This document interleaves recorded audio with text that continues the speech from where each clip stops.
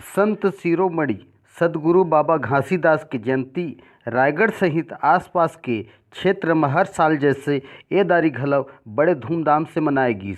रायगढ़ के पुसौर विकासखंड के ग्राम पंचायत सुपा सुर्री गोर्रा खोखरा में पुसौर ब्लॉक अध्यक्ष सतनामी कल्याण समाज समिति के श्री मोहन लाल कुर्रे के अगुवाई में जैत खम में ध्वजाधारण कराएगी और जगत गुरु शिरोमणि संत घासीदास बाबा के छाया चित्र में पूजन पाठ करेगी।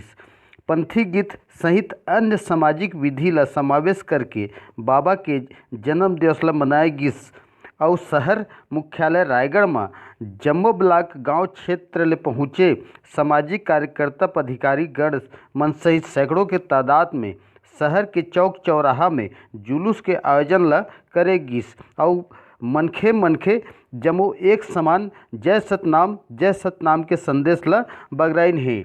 हमार चैनल में लाइक करो, सब्सक्राइब करो, कमेंट करो। छत्तीसगढ़िया 24 घंटा ले मैं ब्यूरो प्रमुख केशव महंत रायगढ़।